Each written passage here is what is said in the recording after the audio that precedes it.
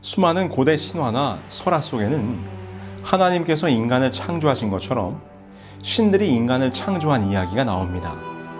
그런데 신화나 전설 속에 나오는 인간 창조의 이야기를 가만히 살펴보면 성경의 창조와는 확연히 다른 모습을 보여줍니다. 무엇이 달랐을까요? 그것은 신들이 인간을 창조한 목적이 달랐습니다. 고대 그리스인들이 문자로 남긴 최초의 작품 중에 기원전 750년경 헤시오도스가 기록한 서사시 신들의 계보가 있습니다. 이 신들의 계보 560-612행에 그리스 신화의 인간 창조 이야기가 담겨 있는데 그 이야기의 대략은 이렇습니다. 아주 오래전 무서운 괴물들인 타이탄들이 올림푸스의 신들을 대항하여 반란을 일으켰습니다. 그러나 그들은 그 전쟁에서 패배했고 지하세계인 타르타루스에 감금됩니다. 그때에 선견지명의 신인 프로메테우스와 후견지명의 신이었던 에피메테우스는 올림푸스의 신들에 대한 반란 전쟁에 참여하지 않았기 때문에 감금되는 처형을 면하게 됩니다. 그리고 올림푸스의 신들이 그들에게 호의를 베풀어 그들을 대신하여 노동을 할 인간 창조를 허락하게 됩니다. 그래서 프로메테우스는 진흙을 빚어 사람을 창조합니다. 흙을 빚어 사람을 창조했다는 부분은 성경의 이야기와 비슷하지요. 그런데 여기서 인간을 창조한 목적이 무엇이었습니까? 네, 신을 대신하여 노동을 시키기 위해 인간을 창조했다는 것입니다. 이것이 그리스 신화의 이야기입니다. 그럼 고대 근동의 신화 속 인간 창조 이야기는 어떨까요? 인간 창조에 관한 이야기로는 가장 대표적으로 1849년 오스틴 헨리 리아드가 발견한 에노마 엘리시를 들 수 있습니다. 에노마 엘리시의 6번째 토판 중에는 다음과 같은 인간 창조 관련 이야기가 등장합니다. 마르둑은 신들의 말을 들었다. 그는 지혜로운 일을 하고자 하는 마음을 먹었다. 그는 입을 열어 에아에게 말했다. 그가 마음에 가진 계획을 그와 상의했다. 제가 핏줄을 묶어서 뼈를 만들어 사람을 만들 것입니다. 사람에게 신들의 노역을 감당시키고 그들로 쉬게 할 것입니다. 에노말리시에서 묘사하고 있는 인간 창조의 목적도 동일합니다. 신들을 대신할 노동력을 확보하여 신들에게 안식을 주기 위함이었습니다. 이처럼 각 문면 속에 등장하는 인간 창조의 이야기를 보면 인간을 창조한 신에 대한 설명은 달라도 신의 멍에를 대신 지우기 위해 인간을 창조했다는 인간 창조의 목적은 매우 유사합니다. 결국 인간은 왕의 모습으로 하강한 신을 위하여 죽도록 일하며 왕을 섬기는 삶을 살아야 했던 것입니다. 다시 말해서 고대 문명 속 사람의 운명은 그저 노동하는 삶, 쉼 없는 삶을 살아가도록 만들어졌다는 것이지요. 그런데 이런 신화 사상에 400여 년간 젖어있던 이스라엘 백성들에게 여호와께서는 그들이 알아왔던 애굽의 신들과는 전혀 다른 말씀을 주시는 것입니다. 안식일을 기억하여 거룩히 지키라. 엿새 동안은 힘써 내 모든 일을 행할 것이나 일곱째 날은 내 하나님 여호와의 안식일인즉 너나 내 아들이나 내 딸이나 내 남종이나 내 여종이나 내 가축이나 내 문 안에 머무는 객이라도 아무 일도 하지 말라. 이는 엿새 동안에 나 여호와가 하늘과 땅과 바다와 그 가운데 모든 것을 만들고 일곱째 날에 쉬었음이라. 여호와께서 모세를 통하여 주신 십계명의 네 번째 안식일 계명입니다. 하나님께서는 안식일 계명을 통하여 이렇게 말씀하십니다. 안식일이 되면 일을 멈추고 쉬어라. 이 얼마나 놀라운 말씀입니까? 그들이 이전까지 살았던 애굽이라는 곳에서는 모든 인간은 그들을 창조한 신들을 위하여 평생을 죽도록 일해야 했는데 이제 그들을 애굽에서 구원하신 여호와는 제7일 안식일에는 모든 것을 멈추고 쉬라고 명령을 주시는 것입니다. 그런데 여러분, 그 안식일에 쉬라고 하는 근거가 무엇이었습니까? 천지와 만물이 다 이루어지니라. 하나님이 그가 하시던 일을 일곱째 날에 마치시니 그가 하시던 모든 일을 그치고 일곱째 날에 안식하시니라. 하나님이 그 일곱째 날을 복되게 하사 거룩하게 하셨으니 이는 하나님이 그 창조하시며 만드시던 모든 일을 마치시고 그날에 안식하셨음이니라. 그렇습니다. 그 여호와께서 이 세상을 창조하시고 일곱 번째 날 곧 안식일에 쉬셨습니다. 내가 쉬었으니 너도 나와 같이 쉬자. 나와 같이 안식일을 누리자. 이렇게 말씀하시는 것입니다. 그분이 안식일을 쉬신 것처럼 우리도 그분처럼 안식일에 쉬어야 한다. 그분의 쉼에 동참하게 하시는 여호와 하나님. 여호와 하나님은 정말 다른 신이셨습니다. 그들이 평생 살면서 경험하고 섬겨왔던 애굽의 신들과는 전혀 다른 분이셨습니다. 여호와는 그가 창조한 인간들에게 쉼과 안식을 허락하시는 분이었습니다. 그분의 쉼에, 그분의 안식에 나와서 함께 쉬자고 말씀하시는 것입니다. 쉼에 대한 예로 잠깐 군대 이야기를 한번 해볼까요? 아무리 힘들고 고된 군생활이지만 그래도 하루 일과가 맞춰지면 저녁 식사 후부터 취침 전까지 개인 정비 및 휴식 시간이 있습니다. 하루 종일 훈련하고 작업하며 힘들었던 몸을 쉴 수 있는 유일한 시간입니다. 그런데 그 휴식 시간이 이 군대 고참에게는 꿀 같은 시간이지만 이제 막 부대에 전입은 쫄병에게는 결코 휴식의 시간이 될 수가 없습니다. 좌우 침상을 기준으로 제일 안쪽에 TV가 한 대씩 설치되어 있습니다. 그 TV에서 가장 가까운 자리부터 고참 순서대로 침상의 자리가 배정이 됩니다. 휴식 시간이 되면 고참들은 TV에 가장 가까이부터 앉아서 방송을 시청합니다. 좋아하는 가수들이 나오면 손뼉을 치고 노래를 부르면서 그 시간을 즐기는 것이죠. 그런데 그 시간, 같은 휴식 시간이지만 그 휴식에 동참하지 못하는 사람이 있습니다. 바로 쫄병. TV에 가까이 가서 앉을 수도 없습니다. 시선은 전방으로 고정하고 책상 다리를 하고 앉아서 팔을 무릎에 붙이고 꼼짝도 못하고 있는 것입니다. 심지어 TV에서 아무리 재미있는 소리가 들려도 웃을 수가 없습니다. TV를 향해서 조금이라도 눈동자를 돌리거나 혹 웃음이라도 지으면 금세 군기가 빠졌다고 바로 윗고참에게 불려 나갑니다. 그것뿐인가요? 저녁 점호 시간이 되기 전에 침상을 닦고 바닥을 쓸고 고참들의 전투화를 닦고 관물대까지 깨끗하게 정리를 해 주어야 합니다. 간혹 TV를 보던 고참 중에 어떤 이가 야, 너도 이리 와서 TV 좀 봐. 뭐 그렇게 각 잡고 있냐 하면서 쉬라고 말해도 절대로 결코 쉴 수가 없습니다.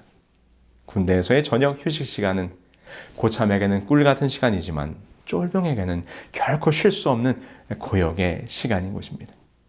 쫄병은 고참들의 휴식에 동참할 수가 없습니다. 나중에 고참이 되어서야 휴식을 누릴 수 있는 짬밥이 되는 것이지요. 이와 같이 고대 사회에서는 왕이나 귀족 같은 특수한 신분에 있는 자들만이 안식할 수 있었습니다. 노예들은 그들의 안식을 위해서 절대로 결코 쉴 수가 없었습니다. 그런데 지금 여호와는 모세를 통하여 그렇지 않다고 말씀해주고 있는 것입니다. 왕이나 신만이 누릴 수 있었던 그 안식이 이제 모든 백성의 것이라는 것입니다. 여호와를 쉬게 하기 위한 노동하는 존재로서가 아니라 여호와의 안식을 같이 누리는 존재로서 인간을 창조하셨습니다. 그래서 안식일은 여호와의 안식에 동참하는 것이고 여호와의 창조와 완성의 기쁨을 함께 누리는 날입니다. 안식일 계명 속에 나타난 여호와 하나님의 모습은 이 세상의 우상들과는 달랐습니다.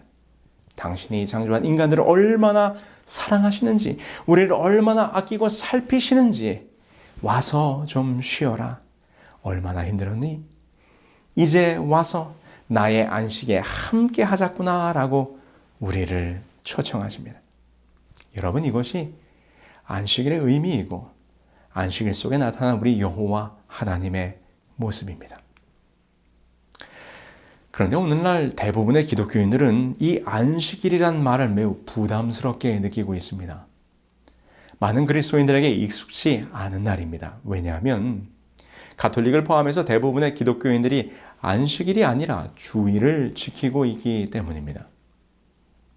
여러분, 안식일과 주일은 무엇이 다를까요? 왜 오늘날 안식일과 주일에 서로 다른 예배일이 생겨나게 되었을까요? 저는 오늘 성경이 말하는 진정한 안식일, 하나님께서 우리를 위하여 주신 참된 쉼의 날, 그 참 안식일은 언제인가에 대하여 몇 가지 질문을 통해 함께 나누려고 합니다.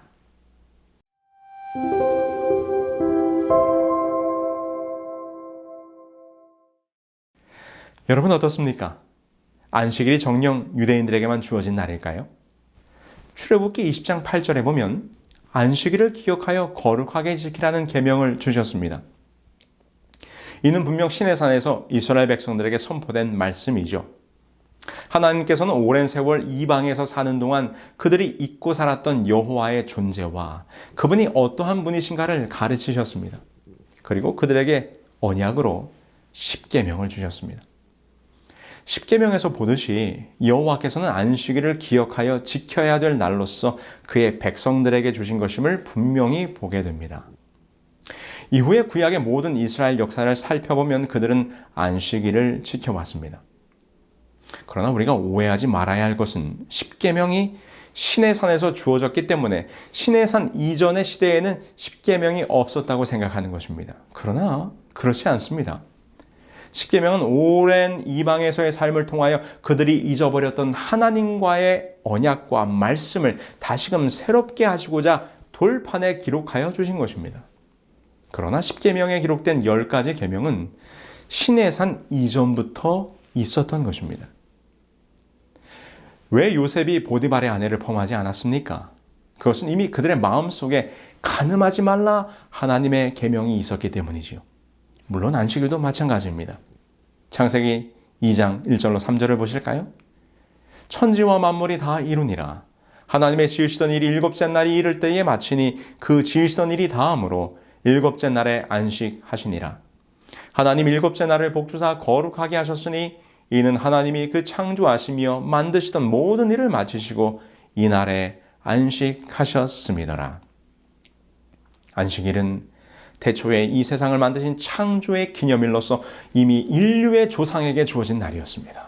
그러므로 안식일은 유대인들만을 위한 날이 아니라 모든 인류를 위하여 주신 하나님의 참된 쉼의 날인 것입니다.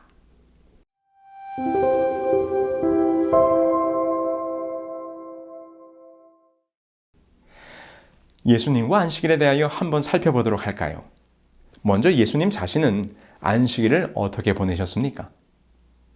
누가복음 4장 16절 말씀입니다. 예수께서 그 자라나신 것 나사렛에 이르사 안식일에 자기 규례대로 회당에 들어가사 성경을 읽으려고 서심해. 누가복음의 기록에 보면 예수님께서 안식일에 회당에 들어가서 성경을 읽으셨다고 기록하고 있습니다. 그런데 우리의 눈을 끄는 표현은 자기 규례대로라는 말이지요.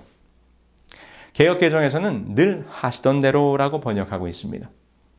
이 부분의 헬라어 의미는 그의 습관대로라는 말입니다. 이것은 예수님께서 이 땅에 오셔서 그의 어린 시절부터 쭉 해오던 대로 안식일을 지키던 모습을 우리에게 분명히 보여주고 있습니다.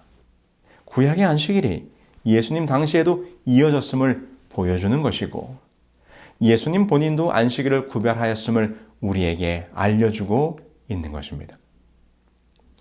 물론 예수님께서 안식일 문제로 인하여 유대의 관원들과 논쟁을 하신 적이 있습니다. 바로 마태복음 12장에 기록된 안식일에 밀 이삭을 취하여 먹은 일과 안식일에 손 마른 사람을 고치신 두 사건의 일입니다. 안식일에 밀밭 사이로 거니시던 중 배가 고팠던 제자들이 밀 이삭을 잘라 먹었습니다. 이 장면을 보고 바리새인들이 어찌하여 안식일을 범하느냐고 따지게 됩니다. 또 하나는 안식일에 손 마른 사람을 치료하시면서 안식일에 구덩이에 빠진 양은 구하면서 어찌 사람을 구하는 것이 안 되겠느냐 반문하셨습니다. 이는 안식일은 아무 일도 하지 않는 날이 아니라 선을 행하는 날인 것을 가르쳐 주신 것이지요. 이처럼 예수님께서 유대의 지도자들과 안식일에 관하여 토론하셨습니다. 그러나 이 논쟁의 내용은 안식일을 어느 날 지킬 것이냐, 안식일을 지켜야 되느냐 말아야 되느냐가 아니고 안식일을 지키는 그 정신에 관한 것이었습니다. 안식일은 아무 일도 하지 말라는 계명대로 안식일은 정말 아무 일도 하지 않아야 한다고 생각했던 바리새인들에게 예수님께서 안식일의 정신은 아무것도 하지 않는 것이 아니라 선한 일을, 사랑을 나누는 날이라는 것을 다시금 깨우쳐 준 것이지요. 마태복음 12장의 논쟁은 안식일의 폐지나 날짜의 변동에 대하여 말씀하신 것이 아닙니다.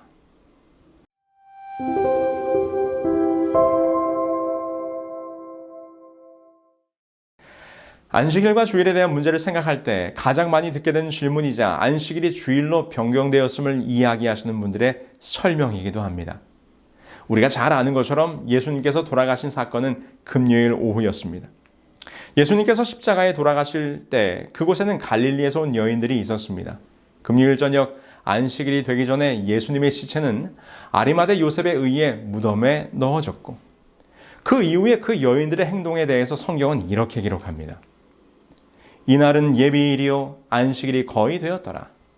갈릴리에서 예수와 함께 온 여자들이 뒤를 쫓아 그 무덤과 그 시체를 어떻게 둔 것을 보고 돌아가 향품과 향유를 예비하더라. 계명을 쫓아 안식일에 쉬더라. 우리는 이 구절을 통하여 예수님의 죽으심이 금요일, 그리고 예수님께서 무덤에 계시던 안식일이 오늘날 토요일인 것을 분명하게 확인할 수 있습니다. 네, 그렇습니다. 그리고 나서 사도 요한은 그의 복음서에 이렇게 기록합니다. 안식 후 첫날 이른 아침, 아직 어두울 때에 막달라 마리아가 무덤에 와서 돌이 무덤에서 옮겨간 것을 보고, 이 장면은 마리아가 예수님의 부활을 목격하는 장면의 기록입니다. 이곳에 분명히 그날이 언제인지를 언급하고 있는데 안식 후 첫날 이른 아침이라고 기록합니다.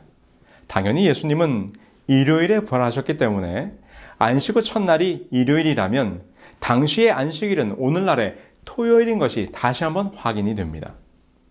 여기서 우리가 더 주목해야 할 사실은 요한복음에 기록된 시기입니다. 요한복음은 예수님의 부활 사건이 있은 후 약 60년이 지난 다음인 1세기 말에 가서야 기록이 되었습니다. 만약 예수님의 부활 이후에 안식일을 지키던 것이 주님의 부활을 기념하여 일요일, 곧 주일로 변경되었다면 요한은 예수님의 부활의 사건을 안식 후 첫날이라고 표현하지 않았을 것입니다. 그는 여전히 안식 후 첫날이라는 표현을 사용하고 있는 것이죠. 우리는 요한의 기록을 통해서 볼 때 예수님의 죽으심과 부활 이후에도 초대교회는 여전히 안식일의 개념을 그대로 가지고 있었다는 것을, 부활의 날을 주일이라고 표현하지 않았다는 것을 알 수 있는 것이지요. 이 말은 예수님 부활 이후에 초대교회와 사도들은 여전히 안식일을 지키고 있었고 안식일 사상을 가지고 있었다는 것입니다. 그럼 초대교회 당시의 안식일 준수에 대한 성경의 기록을 잠깐 살펴보실까요? 예수님의 부활 승천 이후에 초대교회의 역사가 기록되어 있는 사도행전에는 사도들이 여전히 안식일을 지켰다는 기록이 여러 곳에 나오고 있습니다. 저희는 버가로부터 지나 비시디의 안디옥에 이르러 안식일에 회당에 들어가 앉으니라. 이 장면은 사도 바울이 안디옥에 이르러 안식일의 말씀을 증거했다는 기록입니다. 그러자 그들이 감동하여 다음 안식일에도 해달라고 요청을 합니다. 저희가 나아갈새 사람들이 청하되 다음 안식일에도 이 말씀을 하라 하더라. 그 다음 안식일에는 온 성이 거의 다 하나님의 말씀을 듣고자 하여 모이니. 사도 바울이 안식일마다 회당에서 말씀을 강론했음이 분명합니다. 안식일마다 바울이 회당에서 강론하고 유대인과 헬라인을 권면하니라. 이는 사도 바울 자신의 신앙생활 속에서도 분명히 나타납니다. 바울이 자기의 규례대로 저에게로 들어가서 새 안식일에 성경을 가지고 강론하며, 이곳에서 자기의 규례대로라는 표현이 나옵니다. 예수님께서 자기의 규례대로 늘 하시던 대로 안식일을 구별하셨던 것처럼 바울도 그러했다는 것입니다. 어떤 분들은 사도 바울이 안식일의 회당에 들어간 것은 유대인들에게 전도하기 위한 것이라고 말하실 수도 있을 것입니다. 그러나 사도 바울은 회당이 없는 곳에서도 안식일에 예배드릴 곳을 찾았다는 것을 아셔야 합니다. 안식일에 우리가 기도처가 있는가 하여 문 밖 강가에 나가 거기 앉아서 모인 여자들에게 말하더니, 이 장면은 바울이 빌립보에 도착했을 때의 기록으로 안식일이 된 것입니다. 그래서 그들은 안식일 예배를 위한 장소를 찾게 되었으나 그곳에는 회당이 없었습니다. 그러자 강가의 한적한 곳으로 나아가 안식일 예배를 드리는 장면인 것입니다. 예수님의 부활 이후에도 초대교회가 안식일을 준수하였음이 분명합니다. 이것은 예수님의 예언의 말씀을 통해서도 다시 한번 확인이 됩니다. 그날에는 아이벤 자들과 젖먹이는 자들에게 화가 있으리로다. 너희의 도망하는 일이 겨울에나 안식일이 되지 않도록 기도하라. 예수님께서는 서기 70년경에 이루어질 예루살렘의 멸망을 내다보시면서 안식일에 도망하지 않도록 기도하라고 권면하셨습니다. 이것은 그분의 부활 이후에도 안식일 준수를 지극히 당연한 일로 생각하셨다는 것입니다. 이렇듯 성경은 창세로부터 사도시대까지 한결같이 오직 안식일만이 구별하여 거룩히 지켜질 날로서 언급되어지고 있는 것입니다. 성경 그 어디에도 주일이라거나 일요일 준수에 대하여 기록하고 있지 않습니다. 오히려 굳이 주일, 곧 주님의 날이 언제인가를 생각해 본다면 성경은 이렇게 기록하고 있습니다. 인자는 안식일의 주인이니라.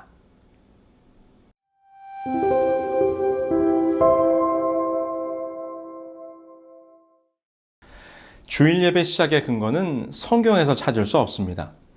몇몇 성경절들을 주일 예배 근거로 제시하고 있으나 모두 성경의 문맥에서 벗어나 적용하는 의견들입니다. 그래서 주일 예배의 기원은 역사에서 찾을 수밖에 없습니다. 자, 지금부터 설명해 드리도록 하겠습니다. 사실 기독교는 그 근원이 유대계의 모습과 많이 닮았기 때문에 초대교회 그리스도인들은 유대교와 자신들을 구별하고자 하는 노력을 많이 해왔습니다. 그런데 초대교회가 자리를 잡아가기 시작하던 무렵 로마의 하드리아누스 황제 때에 유대인들이 반란을 일으키게 됩니다. 원래 하드리아누스는 화친 정책을 통해 유대인들을 잘 대해주었고 AD 70년에 무너진 성전 재건까지 약속했었기 때문에 이 유대인들과의 관계가 아주 좋았습니다. 그러나 황제가 약속했던 성전 재건 약속을 지키지 않자 이에 배신감을 느낀 유대인들이 큰 반란을 일으키게 되었던 것이죠. 이때 유대인들에 대한 대대적인 학살이 자행되면서 유대인들을 핍박하기 위한 다음의 3가지 금지령이 내려지게 됩니다. 첫 번째, 토라, 모세오경의 사용 금지. 두 번째, 할례 금지. 세 번째, 안식일 예배 금지. 그리고 이 3가지 금지령을 어기면 사형으로 다스렸습니다. 그런데 이 금지령 때문에 초대교회가 덩달아 피해를 보게 됩니다. 왜냐하면 당시 로마 제국의 위정자들의 눈에 기독교는 유대교의 한 분파로밖에는 인식되지 않았기 때문입니다. 그 이유는 이러했습니다. 첫 번째, 유대인들이 신봉하는 같은 하나님을 믿는다는 점. 두 번째, 두 부류가 모두 구약 성경을 사용하고 있다는 점. 세 번째, 모두가 안식일을 지키고 있다는 점이었습니다. 그래서 당시의 교회 지도자들은 황제에게 유대인들과 기독교인들을 다르게 취급해달라고 하는 요청을 하게 됩니다. 다음은 그러한 변증서의 한 부분입니다. 디오그네투스 폐하께, 폐하께서 그리스도인의 종교에 관하여 알아보시기를 원하시며 또 이 문제에 관하여 정확하고 주의 깊은 조사를 하여 보기를 원하시는 줄 아나이다. 예컨대 그리스도인들은 어찌하여 유대인들의 미신을 따르지 않는지에 대해서 말입니다. 그리스도인들은 하나님을 유대인이 경배하는 듯한 그 같은 형식으로 섬기지 않습니다. 그러나 황제는 이를 무시하고 유대인과 그리스도인 사이에 차별을 두지 않았고 박해는 여전히 계속됩니다. 결국 교부들은 유대인들과의 차별화와 로마의 이교도들과의 동질화를 고려하지 않을 수 없었고 이를 위해서 구약의 하나님 대신 신약의 하나님을 강조하였으며 이교도와의 동질화를 위한 명목으로 안식일 대신 당시에 태양신을 섬기는 이교도들의 예배일인 일요일 예배가 서서히 교회 안에 들어오게 된 것입니다. 이러한 역사의 흐름 속에서 기독교로 개종한 로마의 컨스탄틴 황제는 321년에 일요일을 공식적인 휴일로 선포하게 되었으며 그 내용은 다음과 같습니다. 이 태양을 존경하는 날에 모든 관공리들과 각 도시의 주민과 제조 공장의 종업원들은 휴업하라. 그러나 농촌에서 경작에 종사하는 농민은 자유로이 노동할 수 있다. 이는 씨를 뿌리고 포도를 심는데 불리할까 염려됨이라. 이것은 일요일 예배가 정치적으로 법제화된 최초의 역사적 사실입니다. 여기 기록을 한번 보실까요? 유세비우스에 의하면 일요일을 합당하게 준수하도록 하는 법을 최초로 제정한 사람은 컨스탄티누스인데 그는 전 로마 제국에 일요일을 규칙적으로 경축하라고 명령하였다. 이 법령은 그리스도교 역사의 새로운 장을 여는 중요한 기점이 되었습니다. 이 법령을 통해서 컨스탄틴 황제는 제국 내의 2대 종파, 즉 태양신을 숭배하는 이교도들과 또 다른 태양이신 그리스도를 숭배하는 기독교도들을 일요일로 묶어서 단일 종교로 융합해 보려는 야심적인 종교 정책을 시도했던 것입니다. 이와 같이 일요일 예배는 비성서적인 배경을 가지고 매우 인위적이면서도 이교적인 방법으로 교회 안에 들어와 자리를 잡게 되었습니다. 그리고 당시 로마 교회는 이러한 로마의 정치적 사회적 분위기와 조화를 이루기 위해 종교회의를 통하여 일요일 예배를 합법화하는 시도를 하게 됩니다. 성경의 권위가 아닌 교회의 총회를 통해서 일요일 예배를 결의하게 된 것이지요. 일요일 예배에 대한 종교회의의 결의들을 한번 보실까요? 325년 니케아 종교회의, 태양의 날 일요일을 부활절로 성수하도록 결의하게 됩니다. 근본 소집된 총회에서 지극히 성스러운 부활절 일자에 관한 문제가 토의되었다. 그리고 이 문제는 참석자 전원의 연합 일치된 판정으로 잘 해결되었다. 즉, 이 부활절은 각처에 있는 모든 그리스도인들이 같은 한 날에 반드시 준수되어야 한다는 것이다. 그리고 343년 사르디카 회의에서는 태양의 날 일요일을 부활의 날이란 미명 아래 일요일 신성론으로 부각시키면서 주의 날로 개칭하고 교역자가 여행으로 주의 날을 3번 범하면 제명시킬 것을 종규 11조에 명시하도록 의결하게 됩니다. 드디어 364년 라우디게 총회에서 안식일 대신에 일요일을 준수하도록 결의하게 되는데 그 총회에서 결의된 종규 제29조의 내용은 다음과 같습니다. 그리스도인들은 유대화하거나 토요일에 게을러서는 안 되고 이날에 일을 하여야 한다. 그러나 그들은 주의 날을 특별히 존중히 여기고 그리스도인이 되었으니 이날에 일하지 말 것이다. 만일 그들이 유대인화한 사실이 판명되면 그리스도로부터 끊어질 것이다. 이성과 같은 사실들은 1910년 1월 25일 교황 피우스 10세로부터 사도적인 축복을 받은 회심자를 위한 가톨릭 교리 문답서에서 아래와 같이 확인되고 있습니다. 질문: 어느 날이 안식일인가? 답변: 토요일이 안식일이다. 질문: 우리는 왜 토요일 대신 일요일을 지키는가? 답변: 가톨릭 교회가 라우디게아 종교회의에서 그 존엄성을 토요일에서 일요일로 옮겼기 때문이다. 여러분, 이것이 주일 성수 곧 일요일 예배 세상이 교회 안에 들어오게 된 역사적 배경입니다. 사실 교회 역사를 통해서 일요일 예배가 어떻게 시작되었으며 어떤 과정을 통해서 오늘날과 같이 보편화되었는지에 대해서 그 정확한 배경을 인식하고 있는 교회는 개신교회가 아니라 가톨릭 교회입니다. 개신교회는 오직 성경으로라는 정신을 가지고 출발하였기 때문에 일요일 예배에 대한 근거를 성경에서 찾으려고 무리한 시도를 하고는 있지만 성서적으로는 일요일 예배 근거를 찾을 수 없는 것이 현실입니다. 그러나 가톨릭 교회는 성경보다는 교회의 전통을 더 중시하기 때문에 성경에 근거 없는 일요일 예배에 대하여 교회의 전통을 근거로 매우 떳떳한 입장을 내세우고 있는 것이지요. 가톨릭 교회에서 개신교회를 향하여 직설적으로 증언하는 다음의 내용을 보면 분명히 주일 예배는 비성서적임을 확인할 수 있습니다. 만약 당신이 성경만을 따른다면 당신은 토요일 안식일을 지켜야 할 책임이 있다. 왜냐하면 그날이야말로 하나님께서 거룩히 지켜지도록 전능하신 하나님께서 특별히 지시하셨기 때문이다.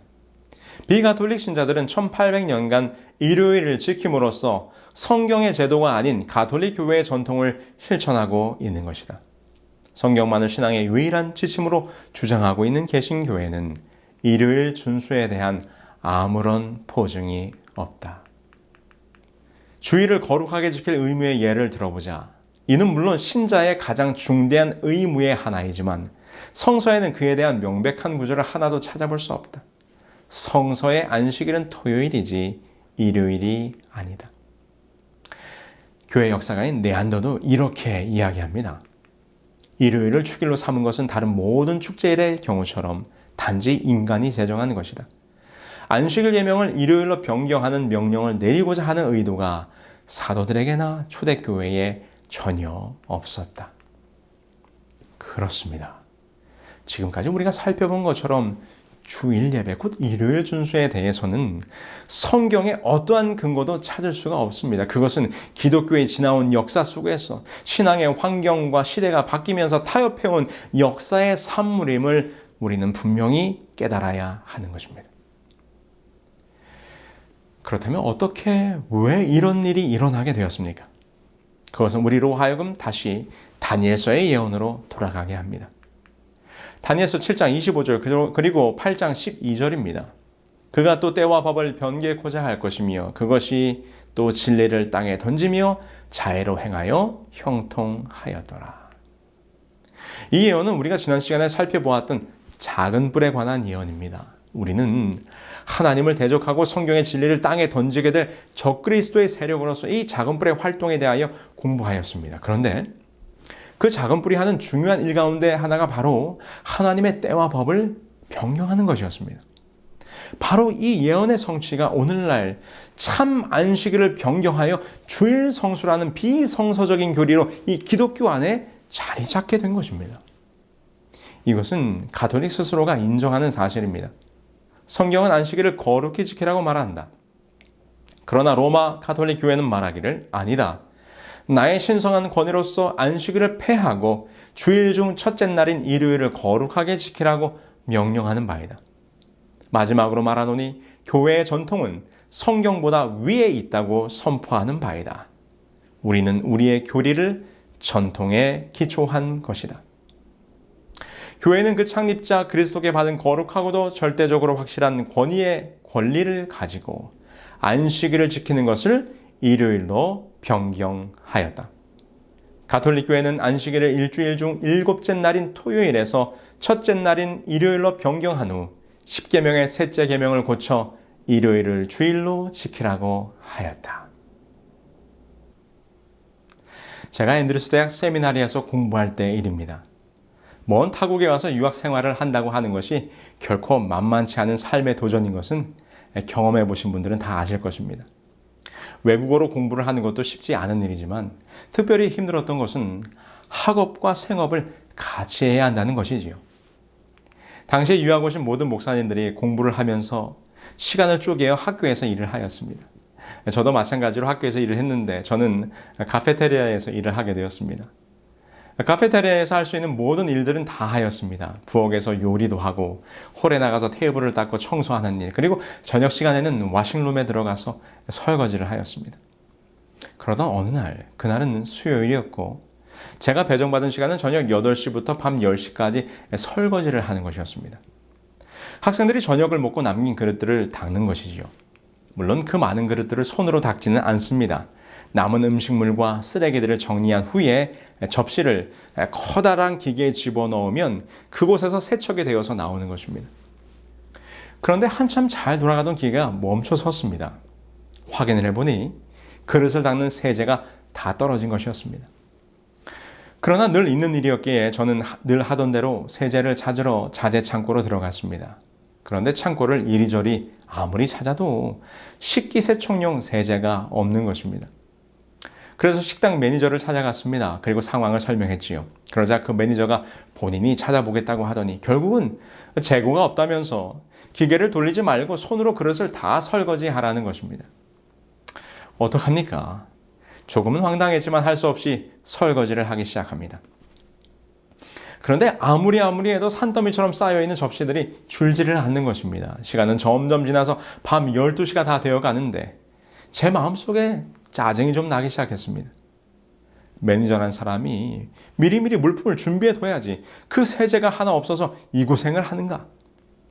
화가 조금 난 저는 다시 창고로 들어갔습니다. 그런데 그 창고에는 기계용 세제가 아닌 매뉴얼용 세제가 남아 있었습니다. 매뉴얼용은 기계에 넣어 사용하는 것이 아니고 손으로 세척할 때 사용하는 세제였습니다. 그런데 보니까 그 모양이 기계용과 똑같이 생긴 것입니다. 여러분께서 지금 그림을 보고 있는 것처럼 말입니다. 색깔이 서로 조금 다를 뿐 모양은 똑같이 생겼어요. 그래서 제가 그 매뉴얼용 세제를 가지고 왔습니다. 그런데 그때 아프리카에서 온 한 목사님과 제가 같이 일을 하고 있었는데 그 목사님께서 이것은 기계에 넣으면 안 된다고 하시면서 말리시더라고요. 그러나 제가 고집을 펴서 괜찮다고 내가 책임지겠다고 하고는 그 세제를 집어넣었습니다. 제가 생각한 대로 그 기계의 모양이 딱 맞아 떨어졌습니다. 그리고는 기계를 작동시켰습니다. 그러자 얼마나 잘 돌아가는지 제가 의기양양해서 이제 빨리 일을 끝내고 하자고 하면서 접시들을 기계에 집어넣기 시작합니다. 그런데 잠시 후에 일이 벌어졌습니다. 무슨 일일까요? 아마도 세제에 대해서 아시는 분이라면 금방 눈치채셨을 것입니다. 한동안 잘 돌아가는 것 같았던 기계에 온 사방에서 무수히 많은 비누 거품들이 쏟아져 나오기 시작했습니다. 감당할 수 없는 거품들이 기계 곳곳에서 솟아나오는데 덜컥 겁이 났습니다. 함께 일하시던 목사님이 매니저를 불러왔습니다. 그리고 달려온 매니저가 저에게 무슨 일이냐고 물었습니다. 그래서 제가 자초지종을 이야기했습니다. 그랬더니 그 사람이 앞으로는 절대로 이런 일이 없도록 하라면서 기계의 덮개를 다 분해하고 속에 들어찬 비누 거품들을 다 청소하라는 것입니다. 왜 이렇게 되었습니까? 기계용 세제와 매뉴얼용 세제는 모양은 같지만 그 농도가 달랐던 것입니다. 여러분, 바로 이것입니다. 안식일과 일요일 예배가 그 모양은 비슷할지 모릅니다. 그러나 그 속에 담겨진 의미는 전혀 다릅니다. 오늘 하나님께서 우리에게 말씀하십니다. 안식일을 기억하여 거룩히 지키라. 내가 너를 구별하여 축복한 이날, 이 참된 안식일, 이 진정한 쉼의 날에 나와 함께 하자고 초청하십니다. 그런데 오늘날 많은 그리스도인들이 성경에 근거하지 아니한 기독교의 변질된 역사 속에서 등장한 일요일 예배를 준수하고 있습니다. 여러분, 우리는 깨달아야 합니다. 아무리 모양이 비슷해도 아닌 것은 아닌 것입니다. 하나님께서 우리에게 주신 참 안식일을 바꿀 수 없는 것입니다. 참된 쉼의 날, 안식일, 우리가 잃어버렸던 이 참 안식일을 회복해야 하지 않겠습니까? 이 세상의 신들과는 달리 나와 함께 쉬자, 나의 안식으로 들어오라고 초청하시는 우리 주님의 사랑과 은혜가 바로 이 안식일 속에 담겨져 있는 것입니다.